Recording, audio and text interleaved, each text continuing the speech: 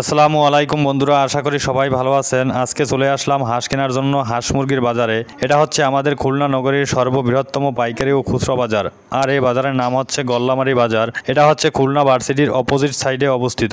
খুলনা নগরীর কোনো বাজারে হাঁস না পেলে এখানে আসলে সব ধরনের হাঁস পাওয়া যায়। এখানে পাতি হাঁস, রাজহাঁস, চীনা হাঁস সহ সকল প্রকারের হাঁস এখানে পাইকারি ও খুচরা ওরা বিক্রি করে থাকে। বন্ধুরা, আমার মতন হাঁস খেতে কে কে পছন্দ করেন অবশ্যই কমেন্টে জানাবেন। হাঁসের মাংস আমার কাছে খুবই ভালো লাগে, আমি খুবই পছন্দ করি। অবশেষে দেখে শুনে একটি হাঁস কিনে ফেললাম। হাঁস খেতে যেমন মজা, তার চেয়েও বেশি কষ্ট হচ্ছে হাঁস পরিষ্কার করা। বর্তমানে বাসা বাড়িতে এই হাঁস পরিষ্কার করতে কেউ চায় না, এই জন্য বাজারেই অন্যতম একটি সার্ভিস আছে, যে সার্ভিসে ওরা হাঁস পরিষ্কার করে এবং কেটে কুটে দেয়।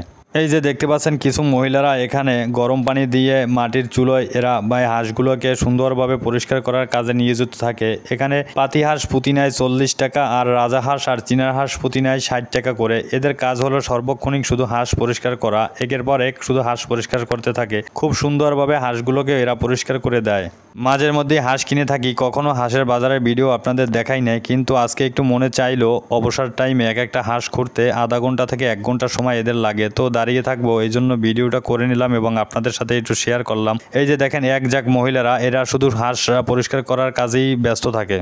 এই যে এক একটা মাটির চুলো দেখতেছেন, 2 হাত পরিমাণে জায়গা এক একজনার। এর ভাড়া দিতে হয় পার মাসে 1000 টাকা করে, যেগুলো কেউ হয়তো আমরা জানতাম না। এই যে ওনরা হাঁস করতেছে করতেছে, আমরা মনে করতেছি এমনিতেই না, এখানে তাদেরও টাকা দিতে হয় প্রতি মাসে 1000 টাকা করে। বন্ধুরা, আমার ভিডিওটি যদি আপনাদের ভালো লেগে থাকে তাহলে অবশ্যই লাইক কমেন্ট শেয়ার দেবেন এবং পাশে থাকবেন। আবার দেখা হবে অন্য কোনো ভিডিও নিয়ে। আল্লাহ হাফেজ।